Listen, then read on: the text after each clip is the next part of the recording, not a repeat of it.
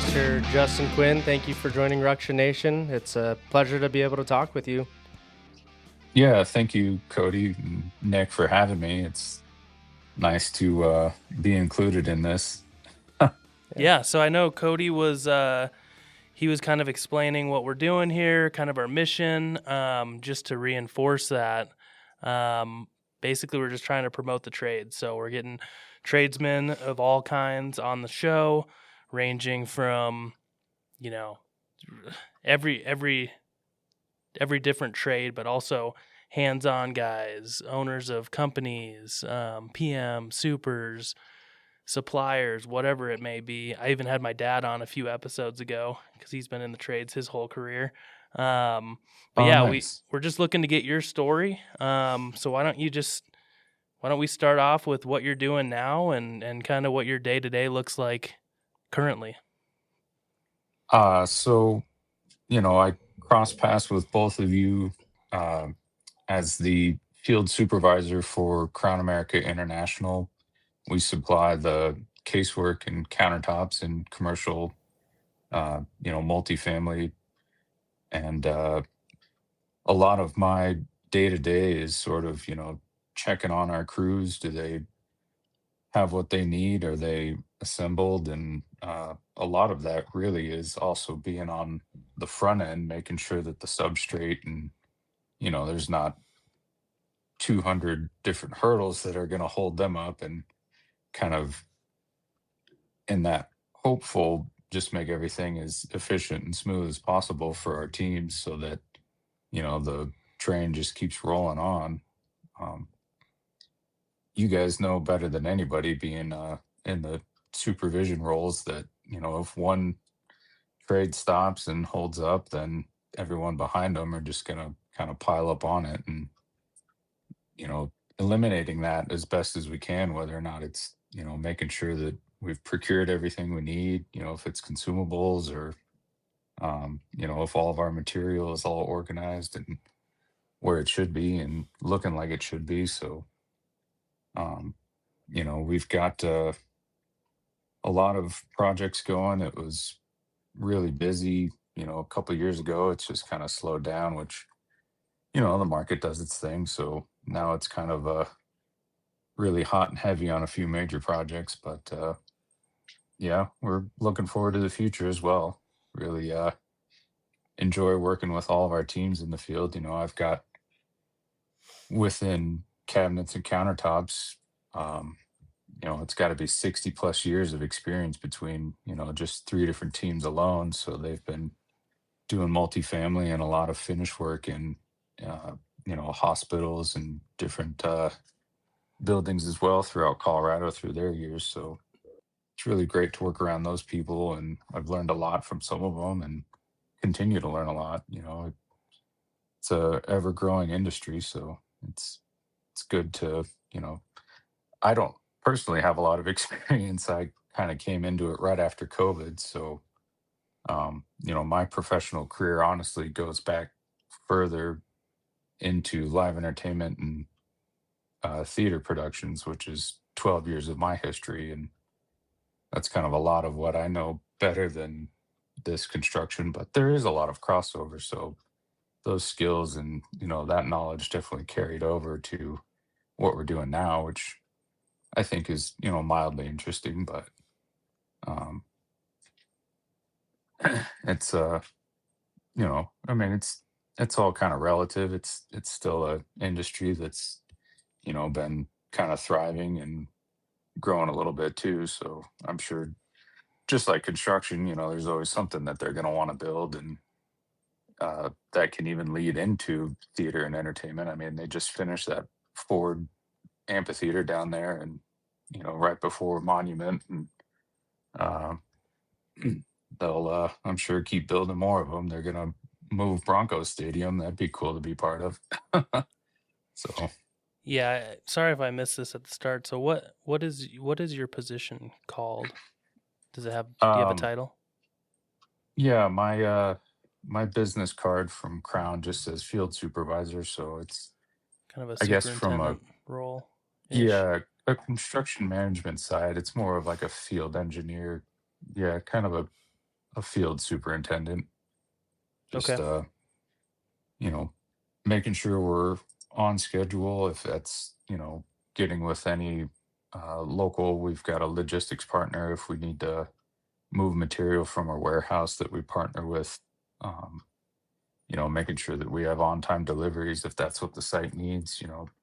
A lot of the um, high rises, all that parking garage, that's usually storage. So that's making sure that materials on site's never really an issue in that respect. But we just recently have partnered down in Centennial, where I think it might be the first rehabilitation of an office building.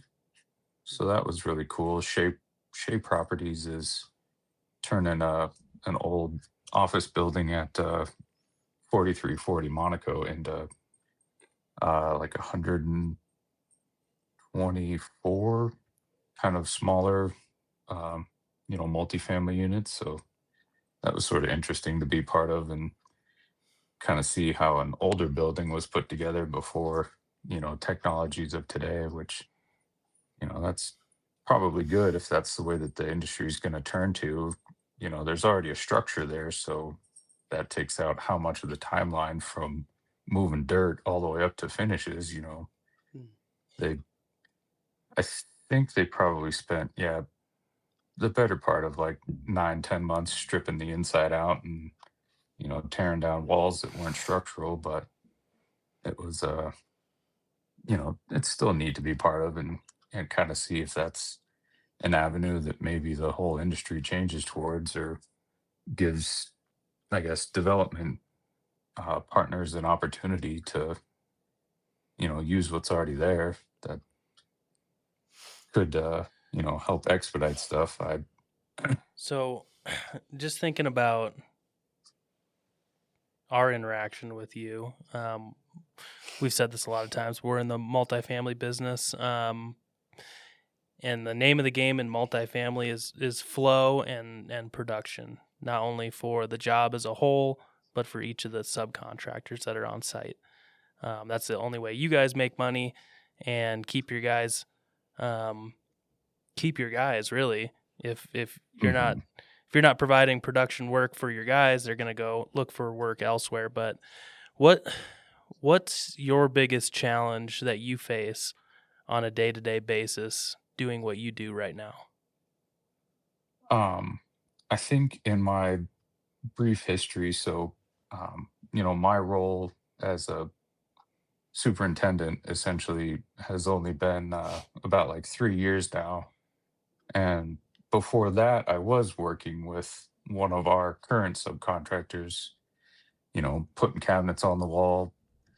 And that was about, 3 years as well. So commercial construction, I've only kind of been in this 6 years. So it's not a long history compared to my other profession. But I think even being the personnel that's putting everything up and being the supervisor, the biggest challenge to flow that I recall and still to this day see is if I give the construction management company information that should aid me, it would really help if it went somewhere because some of our partners have just taken it and I don't even know if they look at it honestly.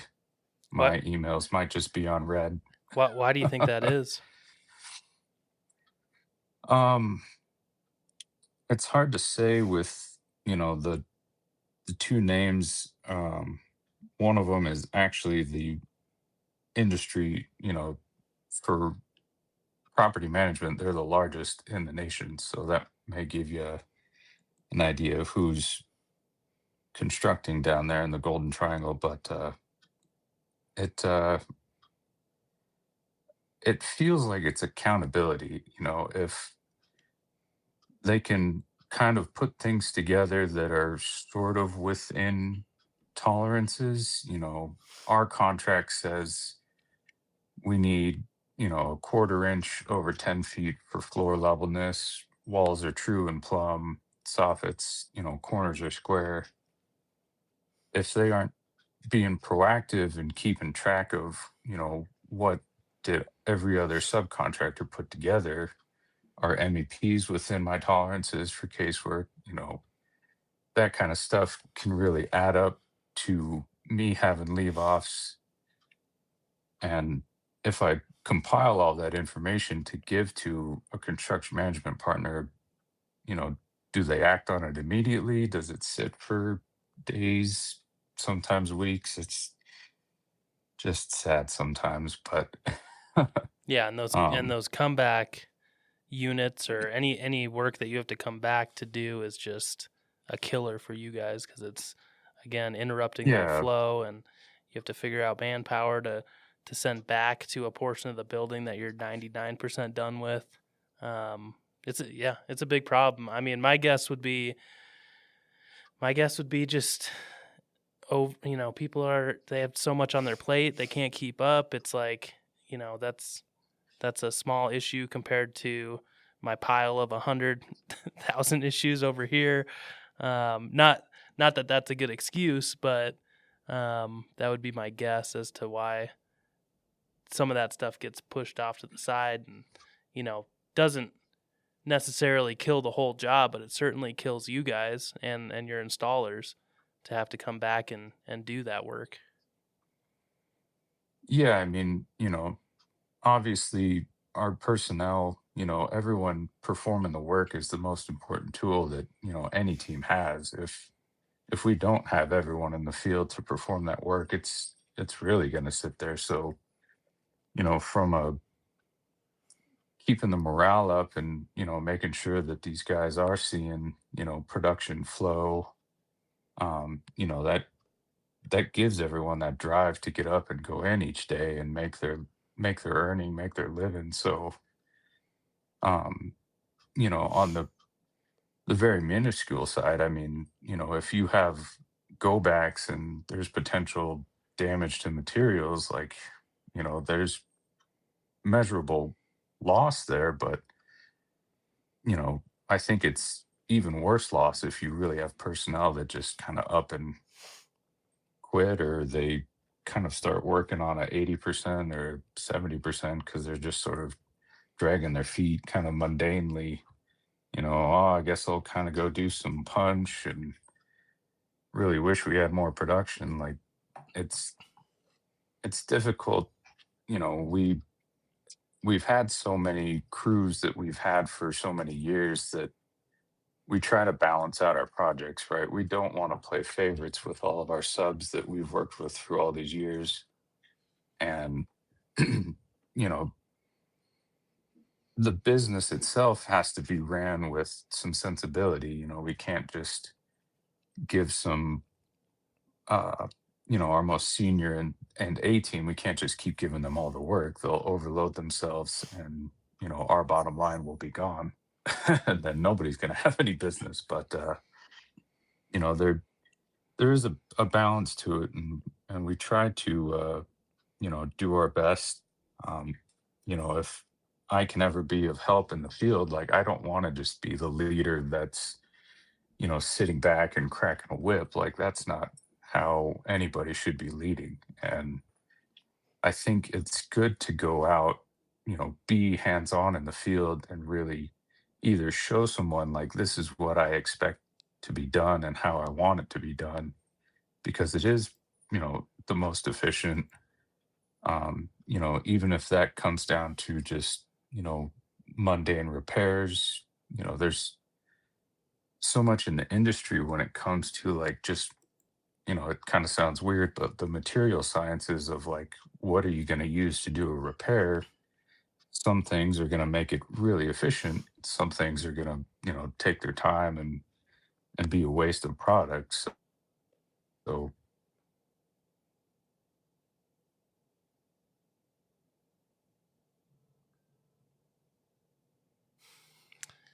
We lost your audio, Justin. You are paused. An internet deal. oh, Oh, sorry. there you are. Yep. We're all good. Oh, I'm here. Okay. Internet. Oh boy. Yep.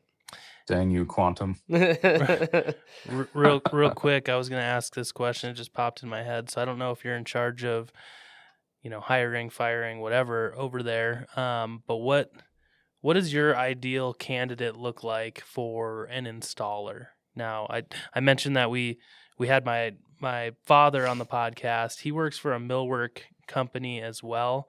They pretty much just produce the millwork and Oh, neat. send it Okay. out the door, and they don't really do any install for the most part. So I'm interested to hear on the construction side of things, on the install side of things, what does that ideal candidate look like to you? Who's the best out there for installing your cabinetry? Um, I don't want to say that it comes down to a lot of experience. I think anyone that's willing to ask questions and wants to learn, I think is probably one of the better candidates. If you have somebody that maybe has more experience in, single family, kind of residential and that pace, that's not really the best candidate for multifamily because, we're, if you're not producing 4 units a day, then you're probably going to slow things down because multifamily, like we were saying before, that one project in a 12-month span, that was 576 units that they put together. So there is a timeliness to a candidate, and um, that might be part of my personal bias. I spent those years in live entertainment, and it's a lot of go go go, and I think that mentality to see a problem and know that there are solutions and not just throwing my hands up. I don't want anybody to be on a team that's just going to problem identify and not be willing to find a, you maybe I just move on and keep working. Like, it's not just dig my heels in and say, oh, I can't work now. Excuse me. Sorry, guys.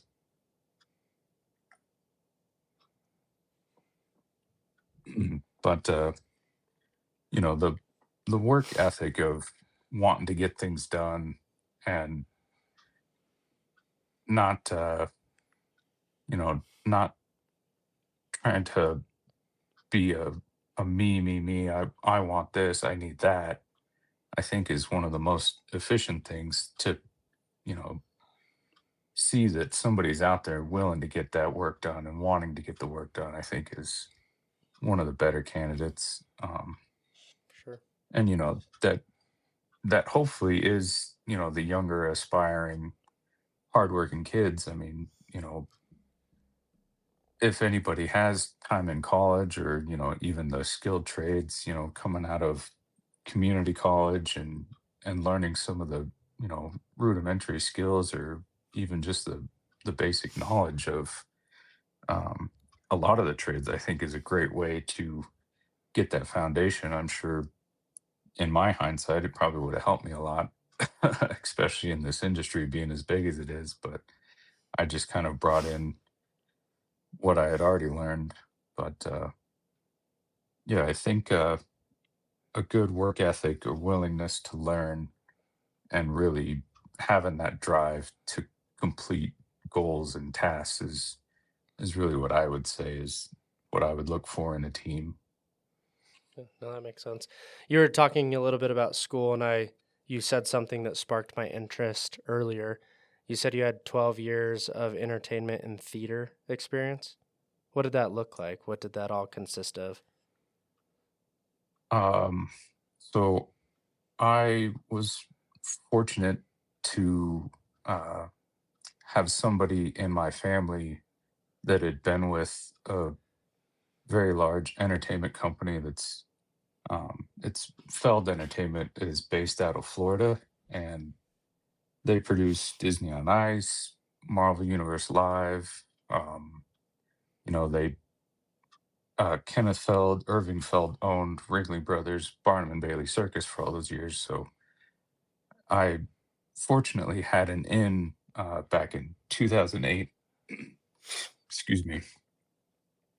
So straight out of high school, I kind of got thrown into it, and I spent most of those 12 years in properties, which is just kind of like being the scenic guy with all the things that look pretty, Cinderella's carriage, and helping dress the sets, whether it was Cinderella's castle or Rapunzel's tower, like all of these elements that are painted and, look pretty. And, um, the things that come out onto the ice or go off stage, those are a lot of what are properties. And within entertainment, the properties guy is usually a jack of all trades. So at some point, I had to learn, a little bit of low voltage to kind of take care of animated props, and know That's how awesome. to at least troubleshoot power continuity.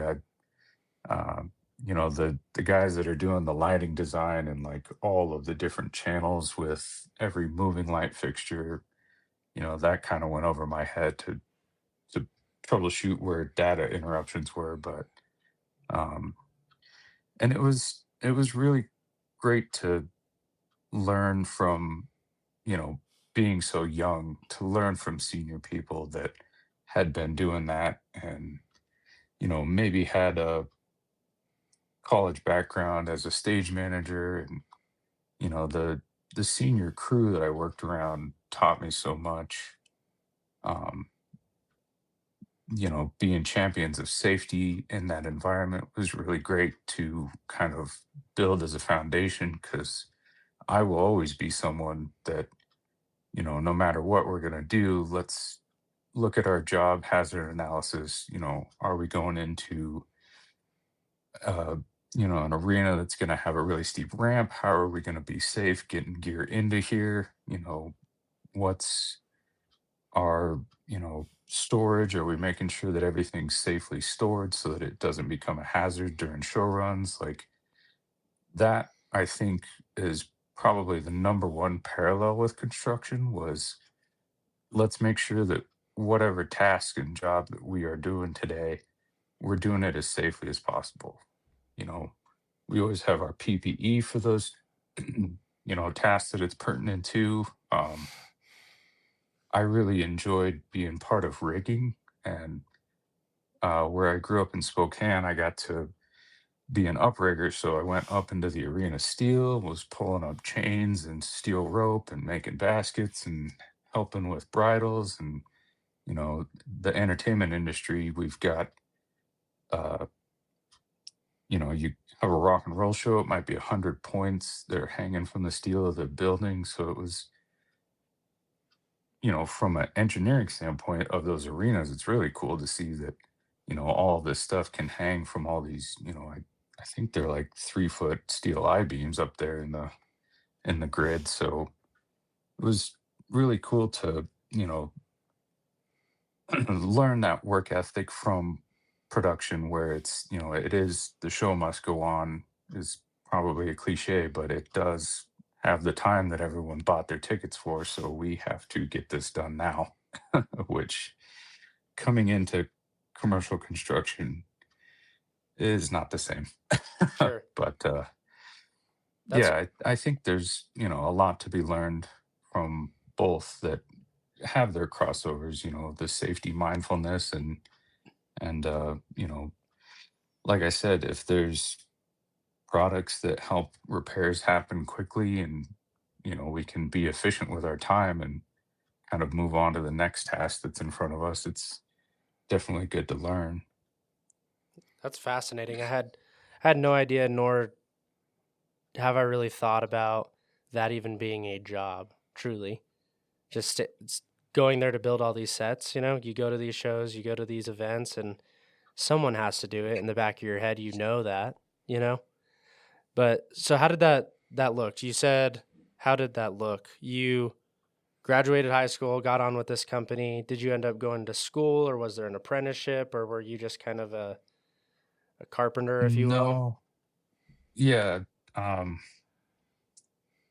like I said, I fortunately had family that had been in the company all those years, so that was that was kind of the shoe in, but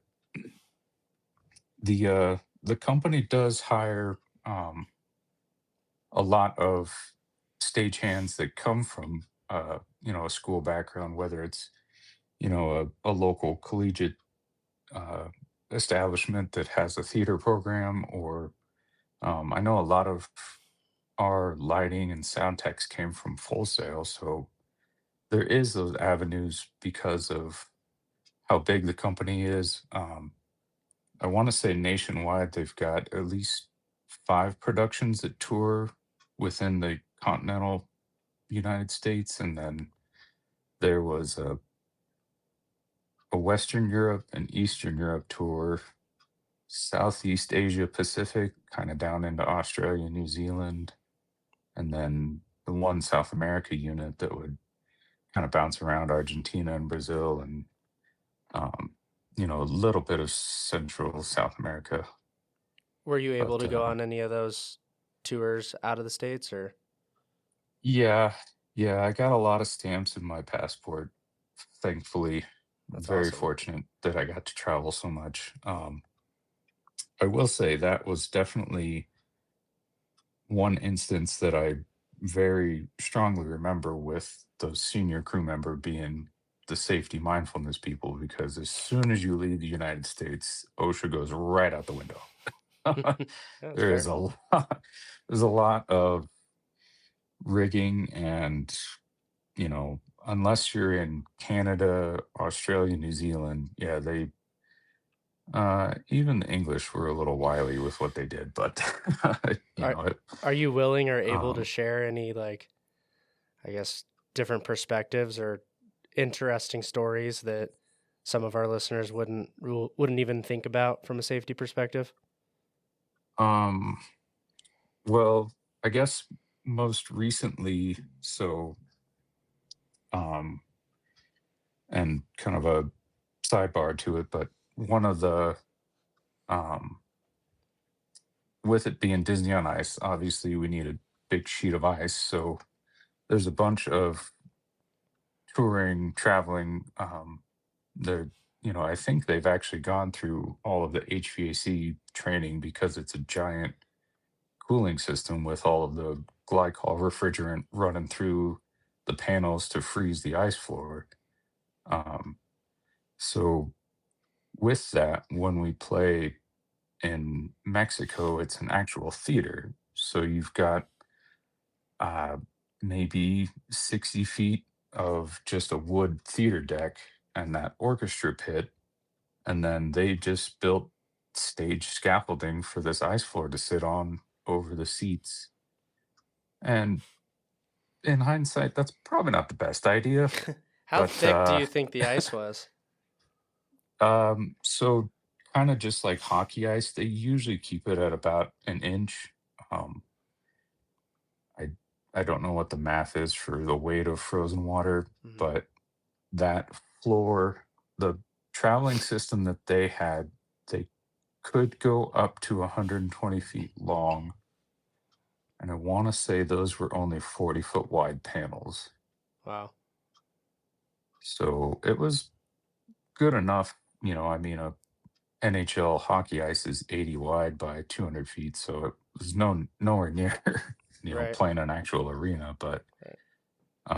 yeah, it's definitely interesting.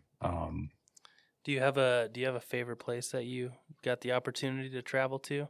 Somewhere you'd highly recommend visiting at some point, Um, like a bucket list place?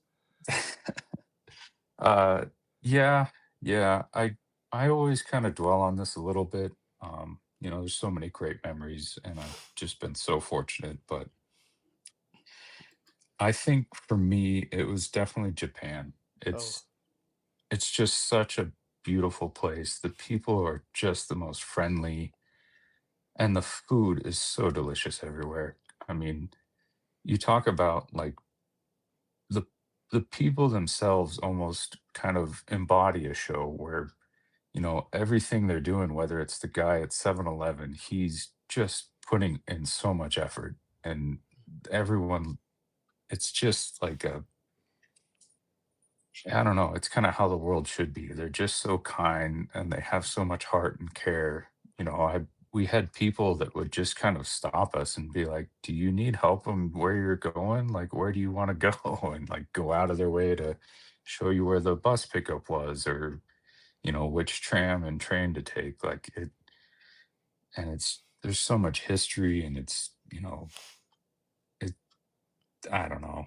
I wish if anybody has the opportunity, I would definitely go to Japan. It's just so beautiful and so much fun. And the food. I don't know if you guys have ever had ramen, but man, I could eat that until You I'm mean in the like the ground. packaged ramen from King Supers? Throw it in a pot? No. I've had real ramen. It's sometimes people Yeah. scoff at when you say ramen, you're like, Yeah. you haven't had real ramen. Yeah, Real for ramen sure. is amazing. I've had a lot of good ramen here in the States.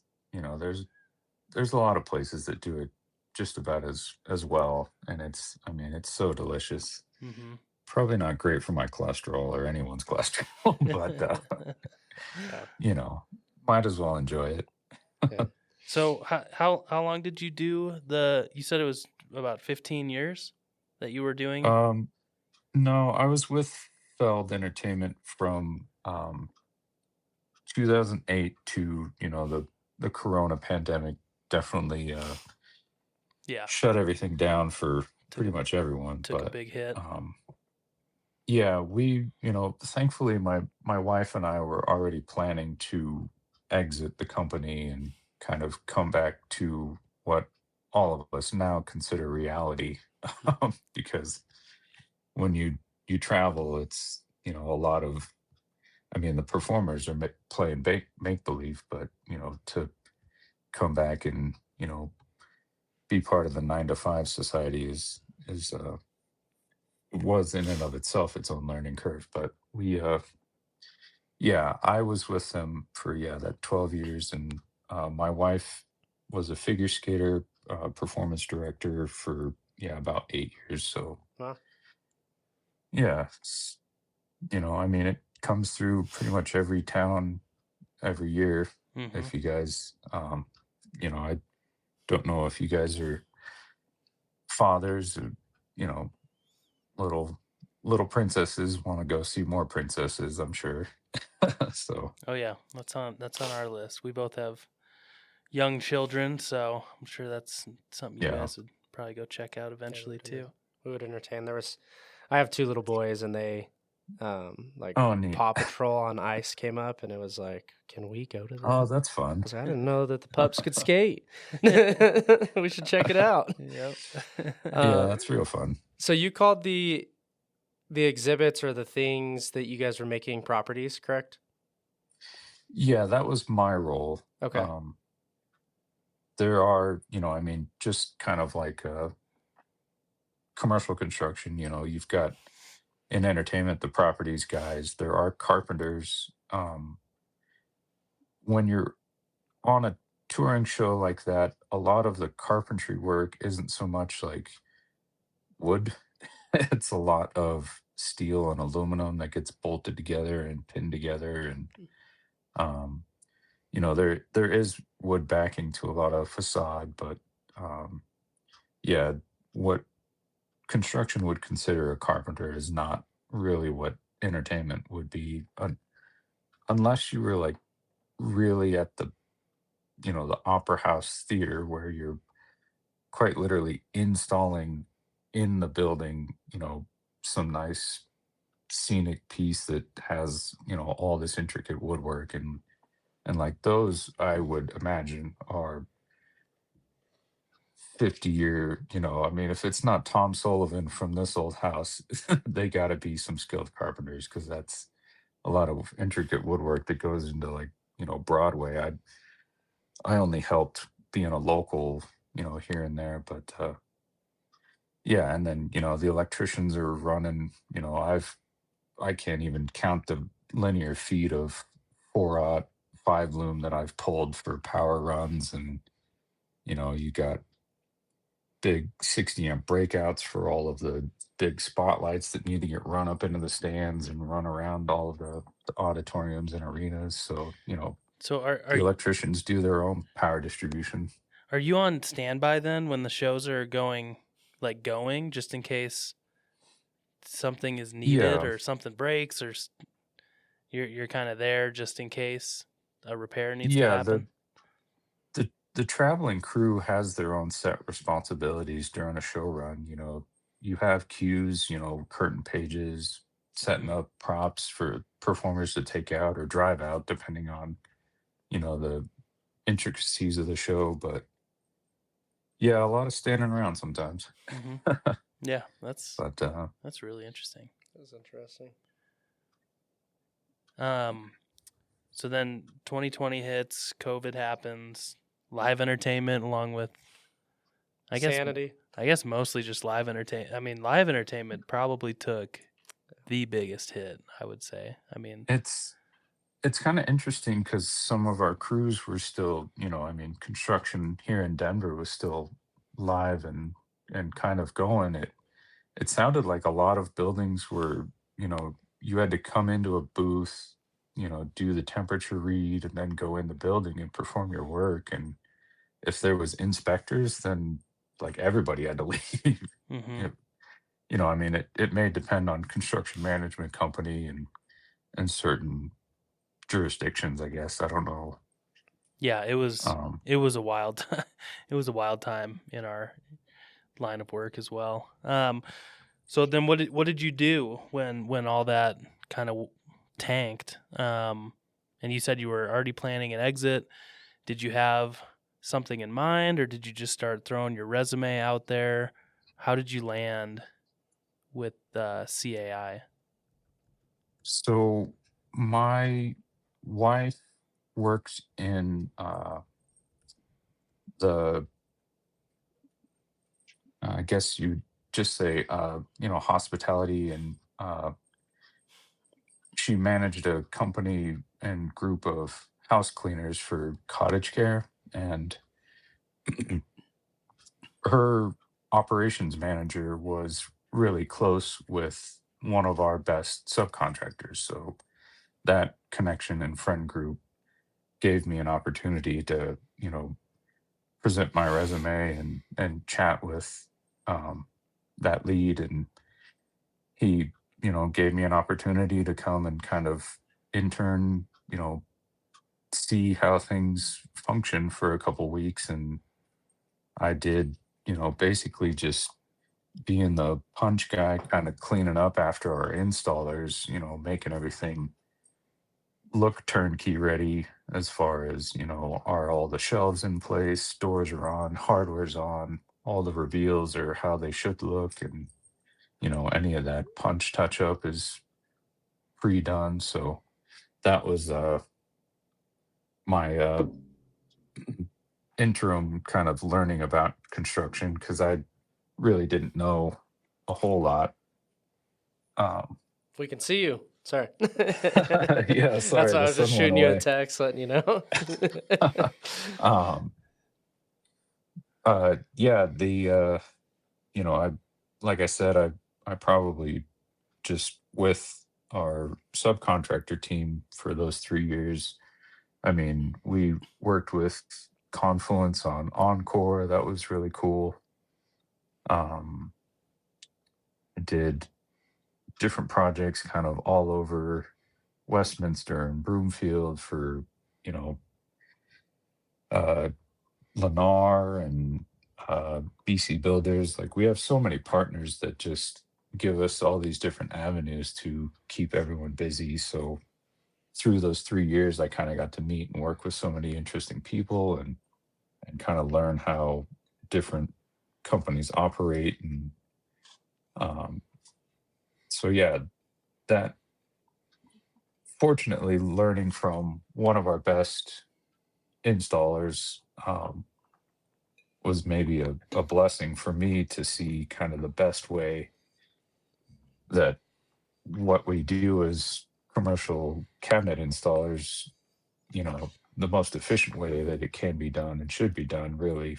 Um, and, you know, being in somewhat constant contact with the management of CA International, gave me kind of that other end of like, hey, we communicate all the time. And then one of the project managers reached out to me when I was just sort of kind of finding a different avenue with construction. I was actually enrolled at CCD trying to get a associates in welding fabrication because back to properties. I loved tinkering with our welder, and I just always thought it was so cool that you can just fuse different metals together and kind of make all this cool stuff. But yeah, I got an offer from the project manager at CA to kind of become one of these field supervisors, and haven't looked back since. So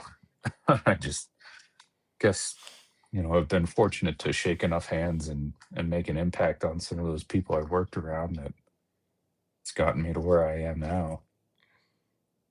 And talking with you guys, apparently. So Yeah, and we heavily promote the hands-on trades with pretty much every guest that we have on. But what to you? What is the importance of your role or any management role on a job site, or even looking back to your live entertainment career? There must have been some sort of management, someone kind of directing traffic, lining people out. How important is that role with your company and just in general in your eyes? yeah, I would say I think the forethought and the being proactive, like how far ahead in what our task is can I look and assess what are our obstacles.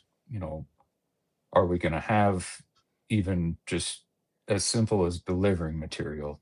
Have I walked this clear path? We're not going to be rolling over 700 cords and all these different gas lines. And is there other material stacked in our way? Like, just being able to look, if it's a day ahead or weeks ahead, if I can get in. um I mean, depending on our partners, am I there at framing? Am I there with a box walk? Like, how can I make sure that every layout is where we definitely want it to be? Does the substrate behind the drywall have the blocking so we can put these cabinets up safely? The last thing we want is a warranty item that a cabinet fell on some poor gal or guy or child. Like, that would just be devastating to ever think about. So you know that the pre-planning and knowing what what is going to cause us the most headache. Like, I want to get with our partners and know this is what we need. Looking ahead at ADA, ANSI's requirements. Are we going to meet FHA compliance in all of these areas? We've got our clearances. Just making sure that when we are mobilized, that we can do our job and move on to the next unit, and not that we can't overcome a obstacle if the flooring's out. Like, let's talk about it. Can we shim? Can we block? Can we modify cabinets and shim? Like, there's so many options. But yeah, just looking ahead and knowing what is my team strength. Is there an easier way to deliver? um, do we need to maybe just focus on one task while we kind of wait for more real estate for production? Like, just kind of knowing what their needs are, and how can I facilitate it to make sure that everyone's successful. Yeah, it constantly blows my mind, and when you're in the day to day on the job, you don't really think about it that much. But whenever I'm in this studio and really start thinking about it, it just blows me away how much goes into any given thing in one of these apartment units that we build. So Hmm. like talking cabinets only, I don't even know where to start. This is probably gonna take me an hour to even describe. But there's all the processes. So we have conceptual design from our architect, and then we have ownership review these kitchen layouts and bathroom layouts, and like I'm talking down to we have a 12-inch drawer bank. Do we need 12 inches? Could we get away with 9 inches? Should it be 18 inches? You know, how much silverware does a 3-bedroom unit need to carry for a family of 2 kids? Like, it's down to that detail. And then we're going back and forth on these designs for probably months is what it seems like. And then it goes back to you guys. These cabinets get fabricated overseas. Then there's the shipping to the States.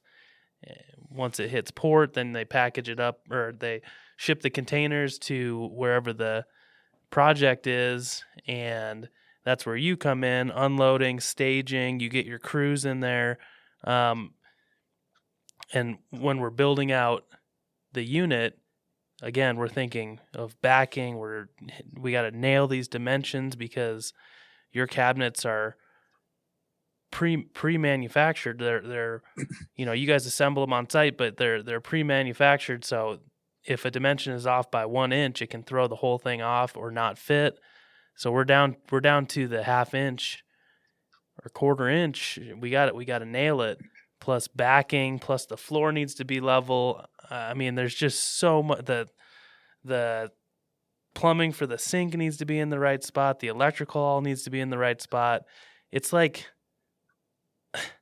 100,000 things need to happen and go correctly for you to walk away and say, "There's your kitchen" to whoever's living in that unit. It just blows my mind to think through the whole process and how many people are involved, and down to then you guys going in and doing your little punch work, adding the hardware on, doing your adjustments so everything's lining up and operating correctly. It's just quite the process, and when you think about it as a whole, it blows my mind. It really does. Yeah, the the interesting thing, you know, we're putting in what is, essentially finished decorative products, but they're functional, right? Mhm. They're going to support all of your kitchen utensils, like you say, everyone's pots and all their dry goods and appliances and, kind of whatever else that you would find in your kitchen. But the, depending on you go back to design is, are we going to have, gas ranges? Do we need to vent out all of these VOCs that come from cooking? We need to incorporate that. So now, this isn't just holding a microwave. Now it's actually got mechanical venting through it. We need to make sure that that's all properly routed and done. Um, there's, I mean, within casework design, you can have, lazy Susan cabinets with all of these mechanical, you know, the lazy Susan that spins, or you can have ones that kind of like track out to where you can get to the blind corner. Like there's there's so much kind of neat hardware to think about that can make accessibility and make the functionality in a kitchen so superb for daily activities. And I, from the beginning, I think a lot of building design, when ownership and architects are talking about it, is, how much FHA and, you know, 100% ANSI compliance are we going to incorporate? I always try to keep an eye on it even before any of our stuff's on site so that we can talk about, those kind of rules.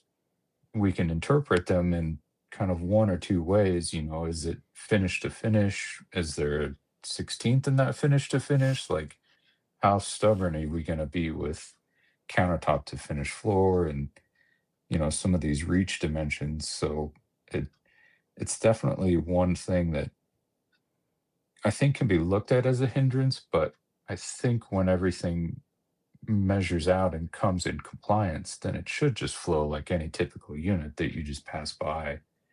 And, I mean, it should be there. I think, uh, you know, whether or not anybody that's going to occupy these units is just either from circumstance having to be, you know, in a wheelchair, or, um, maybe it's, uh, our veterans that are needing a home. There's a reason why somebody has to have that compliance. And I think it's great that we're giving the opportunity to have that population have somewhere that they could call home. And, making sure that we do that properly and accordingly, I think is definitely good. Yeah, with that being said, we're gonna take a quick break. You're back? Yeah. Thumbs up. Sweet.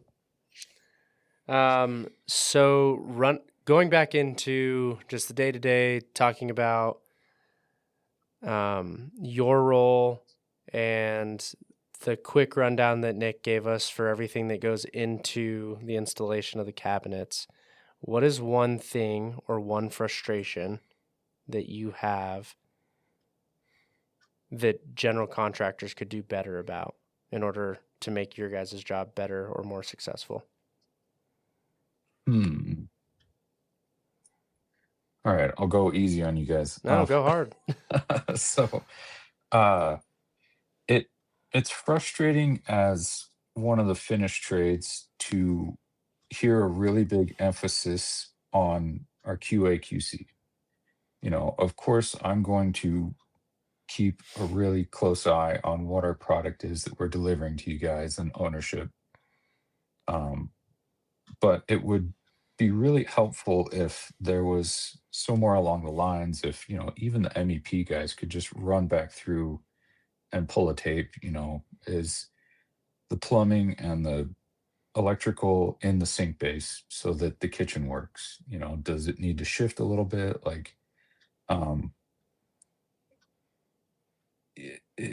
and, framing, we can kind of work around. Like I said, there's tolerances. I can cut cabinets down. We can block them up, depending on, uh, is it podium decks? Is it, prescient decks? I mean, if you guys are just pouring gypcrete, like, more than likely you guys can probably just float around us if we have to block up. Like, there's workarounds to make sure that the finished product that everyone's providing is what it needs to be. But yeah, I would, and I'm, I guess shame on me for not asking more construction management teams, but like, why doesn't MEPs have a QA QC? Like, did you actually put everything where it's supposed to be per shops, per architecturals?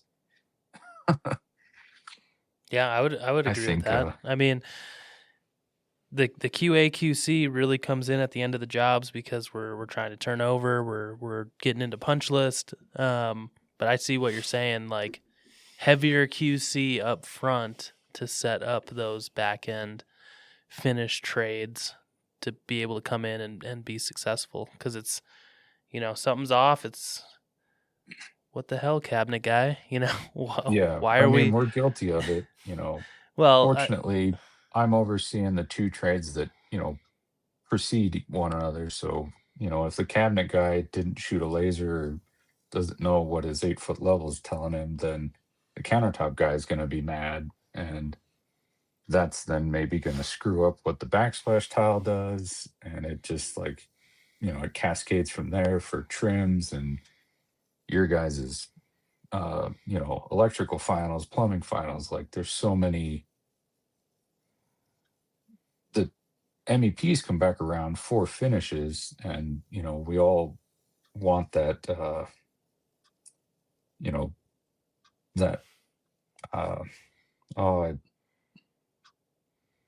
I had the term right there on the tip of my tongue, but I guess I forgot. That path of all of those trades, making sure that the critical path, all of us that are on that line, to make sure that turnovers and acceptance walks are happening, So,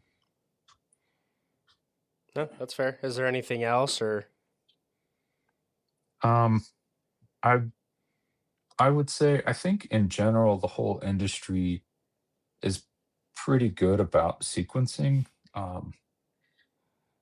It weirds me out a little bit that the major company that is managing property throughout the nation has their own set in stone way that they want to paint very last, which I don't really get, because then the painter's spending all of this time masking off everything just to spray the walls and spray the trim and spray the ceiling. That seems kind of ridiculous, but I don't know. That's just kind of how one company's done it. And then, of course, when we work with them, we've always had uh, face frame cabinets that are paint grade finish. So it's, whatever Sherwin-Williams color that ownership chose.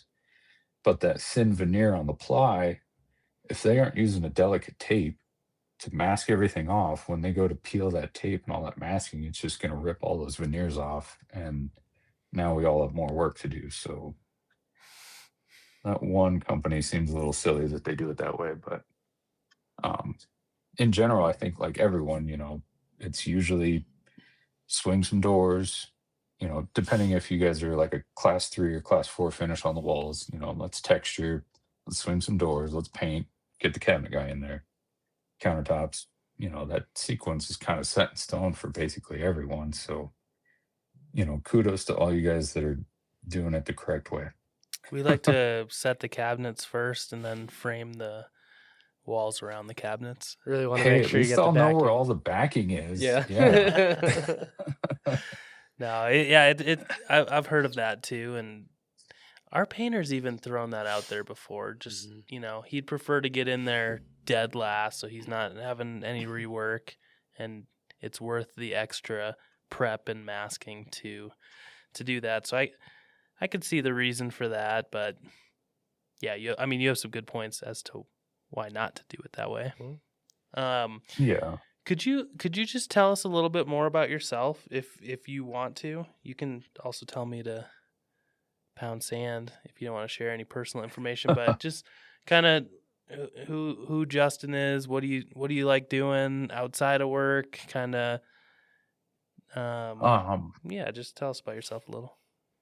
Yeah, so I guess not to be overly cliche with being a millwork, previous cabinet installer, I do enjoy, kind of, doing some built-ins here at the house, or, getting all the saws out and kind of, you know, making my own workstations and desks, and like I think you know, there's a lot of artistry that can be in, you know, what is probably kind of forgotten, especially in commercial construction, but like, the really old homes that you think of, whether it's like old colonial style and old Victorian homes where all this like intricate woodwork was either like hand carved or, you know, even if it was just like rudimentarily routed and put together, like I think there's some really awesome beauty in that. It's something that I kind of aspire for in our home here. You know, it's not super it's not a huge home, so it's not a lot of square footage that I gotta try to run linear feet of any material, but it's a really rudimentary first house for first time homeowners. Luckily we got in after that whole, it was crazy trying to buy a house in 2020, 2021. It was just dog eat dog out there with everybody. Mm-hmm. I don't know who all these people were that have cash to buy a home, but holy cow, it was crazy. Yeah, it was brutal. We bought in 21 as well. It was rough. Yeah, we had to throw out, and I don't know if it was just our real estate agent was kind of holding back on us, but we had to throw out the basically like no um gap on the uh, all of the comps for forget what was that term. It was like a clause for the what the loan was and then what the um, comps came back at. So we basically said like it was open ended, we'll pony up an extra 10, 20, 50 grand, I guess, to make the close. But that was the like one ticket I think that helped us get in. But yeah, I mean, I can't say enough that how fortunate we've been to find somewhere, and whatever I can do. I don't consider myself an electrician, but seeing as how I spent all that time on live entertainment shows where it was like, sometimes you're running a 20-pin Sockopex that's carrying all this data. I think I can run some extra some extra 3-wire to add some more outlets and kind of increase our power distribution. But how many times have you shocked yourself? if you go over to that big thing with all the switches, you can turn all the power off, and then there's the little buzzer thing that you can go beep beep beep. Okay, I think it's safe. So, wouldn't save yourself the 5 steps. Yeah, you sound smarter than I me. watched. Yeah, for sure. Definitely more intelligent probably than I know Nick and I have shocked ourselves. So well, hopefully it didn't hopefully it didn't hurt you too bad. I've just got a weird twitch in one eye. No, I'm just kidding. I'm joking. Well, in all seriousness, anybody that's listening, there are the 4 major things from OSHA, and the 4th one usually is electricity. So do not That is true. touch it. If you don't know, ask somebody that should know. Yeah, it can be just can be like super 6 doors dangerous. down is a retired IBEW guy, and I've never actually kind of chatted with him on what he used to do, but that's really cool to have been in the brotherhood of electrical workers. And if he was running high power lines, like, that's insane. I don't know how anybody could be anywhere near that. That's crazy. That's pretty cool. Yeah, I mean, So relocating some plumbing, like, I guess the jack of all trades that I had in theater, you either got to learn or, pay somebody else to do it. So I did my best to learn the little bit that we needed, but yeah, wood. It sounds like some woodworking stuff, home projects, which I know both Cody and I can relate. It does become kind of a hobby. It's like a necessity at first, and you can save yourself some money and kind of do things how you want.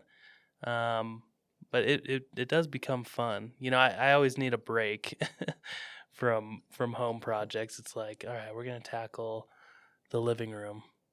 Spend a month or so on that, and you're just doing nights and weekends, and then you're like, all right, I need a break from home projects for a couple months. Find something else to do you guys have the ability to like garden and kind of tinker with your landscaping, kind of Oh yeah. plenty of perennials, or is it annuals every year? I have a bunch of gardens. At my house we installed 7, it's either 7 or 9 garden beds, and they're big. Wow. So we've been doing big gardens. My wife got really into it, so we're basically growing everything from seed in the house in one of those little kits, and then Nice. after Mother's Day or sometime in the spring, I swear we get hit by snow every time we like plant, and then the next weekend it'll snow, so we're out there like trying to cover and putting buckets over stuff. But yeah, we have recently got into that, which is oddly satisfying. I've always been kind of a adrenaline junkie hobby type guy, but yeah, the gardening thing is a lot of fun. It's super satisfying to get halfway through summer and it's all as tall as you, tomato plants, and then you start harvesting, and it's pretty satisfying. Do you do that as well? Yeah, we've got just enough of a vegetable garden, but I think with I grew up in Washington State, and my wife is the native Coloradan, so um, I've only lived here since 2020, and I don't think I will ever understand the weather or the climate here. It just makes absolutely no sense. But Gotta love that we sun are, though. yeah, I'm not mad about it when I could go out and hang my clothes up to dry in December. That's awesome. um, but we're trying to be water wise with our planting a lot of high plains desert native plants and kind of create that like wild habitat for pollinators and as many birds as we can lure in, kind of like create that. I mean, it's out there. Like we try to go out, explore all the state parks and all the green spaces as much as we can on weekends. And it's such a beautiful state. Like it's just awe-inspiring sometimes, but just to kind of bring that home, I think a little bit, I think is really cool. Um, we're kind of bound, unfortunately. I think it's like a 75-year-old Chinese elm in front of our house that just being on the like northwest side blocks a lot of our real estate for growing. Hmm. So that's kind of a bummer, but it does shade the house a lot. So it kind of helps in cooling in the summer. So, but yeah, it's a little bit of a burden, Yeah. but So, mature trees are nice to have. But yeah, there's nothing like having fresh veg for when Hmm. you want to cook your meal. And, I mean, a sliced tomato on your sandwich is really hard to compare to, you know, I mean, not that all the food in the stores isn't still nutritious and delicious, but it's just, there's something a little bit different about going and picking it fresh off the vine. Yeah, I would agree.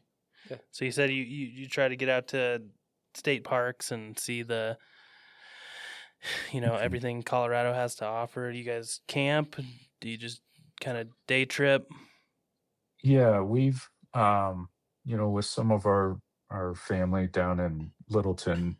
I'm here in Inglewood and our relatives are down in Littleton, so we're all pretty close and tight knit. But my in-laws were looking at property out towards 11 Mile Reservoir, um, and the whole like I think it's Pine National Forest down there south. So we were kind of camping down in that region so they could kind of bounce around and look at different properties. And it's, I think, personally, I think it's nice to kind of stay on like the 285 west and Mm. south because once you're like 70 and out that way, it's just a lot more people. Hmm. So, we always go hike out into evergreen and conifer. There's so many great trail systems out there. And we went out probably 2 summers ago. We went out to Crested Butte. Is so gorgeous, and Yeah. it's kind of for the time being, a sleepier hideaway to go snowshoeing and kind of just get out into nature. Hmm. Um, Yeah, but I that's where I mean, proposed to my wife. Actually, was Crested Butte. oh, wicked! Hmm. Oh, nice! Yep. Oh, that's really Yeah, really lovely. it's a special Nice. place to us, and it is truly just stunning. I actually proposed to my wife just down at the South Platte Park. Just walking along the South Platte, there was all the sunflowers, and you can see the sun setting on the foothills. And Oh yeah, you can I get was like, some this looks like as good enough place as any. right. So, Colorado is definitely but very picturesque. Oh yeah. Any of yeah, those places. yeah. There's so many little pockets of like preserved, just kind of green space for everyone to enjoy. I think is really neat that the city has established that, and the Keep Colorado Wild, like they're pumping so much money into preserving it, and it's really good. Hmm. Yeah, I don't know Washington. if you guys Oh, sorry. Go ahead. have watched the Ken Burns documentary about the national parks, but it Mm-mm. just it really establishes like how amazing it was that our founding fathers thought we should protect these lands from, logging and development and misuse, and just to give that to everyone, I think is really cool. So it's great to see. Uh, but yeah, Washington is is just kind of as beautiful. Rains a lot more, so everything's a little bit greener, which is nice. Oh, But way some greener. people don't like the green. Some people don't like the rain, but Yep. um, Yeah, I had you the know, opportunity to visit Spokane a few times actually. I had a bunch of friends that went to Gonzaga up there. oh, So nice, yeah, yeah, it's a beautiful area. Love Spokane. yeah, Is it oh yeah, Spokane or yeah. Spokane? That's How do you say it? just Spokane. Yeah, Spokane. Okay. not. Yeah, that's weird. Don't say that. All right. Spokane. I don't know. No, Spokane. Okay. That's awesome. no, that's weird. But yeah, that's old Blue Eyes. Bing Crosby's an alumni of Gonzaga University, so in the Christmas spirit, if you guys watch White Christmas or Oh yeah. listen to any of his music, that's his hometown. Yeah. It's- yeah, it was good. I liked growing up there, and I've got family all over the Northwest. So, actually, kind of a weird. I'm not sure why I didn't bring this up earlier. In my high school time, the summer between junior and senior year, I went and pounded footings for my uncle down in Oregon, who he worked his way up through Triplet and Wellman over there in Oregon, and they've done so many hospitals and public schools, like that whole um, commercial construction kind of avenue. And one summer, I went and just banged forms and was pouring concrete for three different school buildings on one project, and it was a good lesson for a teenager to learn what Everything, real hard work is. everything about concrete is just so damn heavy. It's Yeah, everything that you moving, do. I guess they had to have been 20 or 30-foot 2x12s or 2x16s for all those footings that we were putting everywhere. But yeah, it was a good summer. It's good to learn. And honestly, my uncle, hadn't been the foreman, and at some point he was project manager. He was a good resource when I kind of first was getting into construction, to like call up and like, what are these terms, like what's going on here? I have no idea what these guys are talking about with open RFIs, and like just there was so much stuff that he was kind of crucial of, like, I need a quick rundown of what all of this is. So, and yeah, so shout out to Triplet Wellman It's for awesome. being such a great team. But yeah, I love the Pacific Northwest. It's a great area if people have the time to go travel through there. Really great wine country. Hmm. Um, but We're kind of nearing. Well, I guess we've got. How much time do you have? Do you have any more? You have some time for us, or trying to get going? I think, yeah, my wife just got home, so I should probably bid you guys adieu, because Okay. she's in her business, then now going to jump on her conference calls for Okay. the theater groups and stuff. So No should worries. probably get out of her way. Can I ask you two quick questions before we take off? Of course. Number yeah, Nick. one, would you recommend the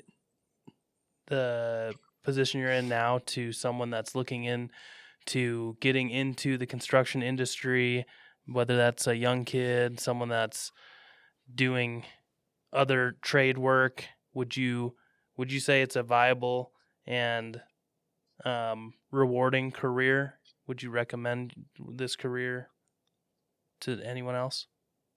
I think if someone were maybe established, I I didn't have that many years actually physically doing the work, but I think to be a good leader, I think it is essential that kind of the ins and outs of what is your team doing, like what physically went into it. So anybody that has, you know, an cured, an acquired amount of experience, I think can be a good leader and be responsible for multiple teams and, um, making sure that, if it's a financial aspect, like, that kind of takes a lot to kind of rein in, what are we doing with spending? Are we over budget? Like, I think, um, and I of course don't have the history of any college experience, so there's probably a lot more qualified people that have come out of schools with project management. There's some certificates that I would definitely like to look into. The I think it's the certificate of associate project management, CAPM. I want to say is kind of like the first stepping stone that I've looked at for all that PMP training. And I mean, anybody that wants to take the time and kind of learn more, I think is always a good candidate for being a strong leader. So that's if it was someone that I just had to like teach green, I don't think I would want them to just jump into this because there's a bit of headache with managing so many teams and so many projects. It's can be overwhelming at times, but and definitely if anybody's wanting to be a leader, I would very strongly stress that the OSHA 10-hour general is definitely a good foundation of knowing what to look out for and how to be sensible with the environment that you're in as far as all of those you know um, anybody that is ever working at heights, you have to be tied off properly. Like that is just the scariest thing to see anybody ever being around unprotected edges that don't have the proper restraints. Like you need to know where you're working and what your potential hazards are. So, anybody in a leadership role should definitely be cognizant and well versed in their safety. For sure. Before Nick asks his closeout question, is there any books, resources, or anything that you have used that you would like to point someone in the right direction to gain some of the knowledge that you have? Mm, um, I think just for casework cabinets in multifamily, the KCMA is the Kitchen Cabinet Manufacturers Association of America, and that's a really good handbook, guidelines of sort of how everything should start out being fabricated and those tolerances for, construction of cabinets, the resilience to, the environment that they're going to be tested in. What are the limitations on finishes when you're going for closeout? Like just knowing kind of that basic breakdown of the level that we're at, I think is really good for anybody that's, depending on what company you may be working for a millwork company, if it's casework, definitely knowing those KCMA standards, I think are really, really solid because it's come up so many times for us where we've presented it to a construction management company and said, this is what you need to be looking at, right? We're not down in Polo Reserve. This isn't Cherry Hills Village. We're not building, 6,000 square foot beautiful homes. This is a little bit different standards. So let's set ourselves at that level and let's work forward from here. For sure. And then just to wrap this up, we like to give our guests just an opportunity to really say whatever they want. So, if you have a general message for our listeners, or if you want to address a mentor, anyone on your crew, just a general message for anyone, really. Just kind of final words. Yeah, just I guess would thank both of you for wanting to include me in this podcast. I know a lot of your previous teams have had, lifetimes of experience in construction compared to me, and I've only been in the commercial construction for a a little bit of time, but I do think that if it's whatever trade that somebody may be thinking about, you know all of them have their place, and it's all part of from the foundation to walls going up to the MEPs to finishes, paint. Like everybody has their purpose to put, you know, a roof over someone's head and try to make it an inviting place to, um, for someone to call home at some point. And I think if they want to pursue that, and we want to build our industry's staff numbers, because sometimes it seems like we're understaffed. Last thing any construction management company, a PM or senior super wants to hear is that we don't have enough people. Like that's never good. So anybody that's looking into joining, um, you know there's going through being journeyman and so many different avenues, and like learning hands on, I think is such a great avenue, because it can teach you so much that you can use outside of work and your own personal life. And um, you know of course, with that grain of salt of always having a safety mindset, I can't stress that enough to anybody that's listening, is if you're going to go into work every day, um, one of the construction companies that we worked with, the sign out front of the project, the most important thing that you can do here is to go home to your family and your friends and loved ones. So nothing on that job site should ever put your health and your life in jeopardy. It's just a building. It's probably going to be there tomorrow. So just everyone being cognizant of their surroundings, and that job hazard analysis that they're doing that day. Just make sure that you guys are hopefully enjoying what you're doing, and doing it safely. So It's well said. Very well said. Yeah, we definitely appreciate your time, and it was good to hear your story. And yeah, hopefully we see you on the job here soon. Well, thank you, Justin. yeah, thanks you guys, Cody, Mike. I appreciate your guys' time. And yeah, I'm sure we'll be in touch soon. Okay, awesome. Well, have a great night.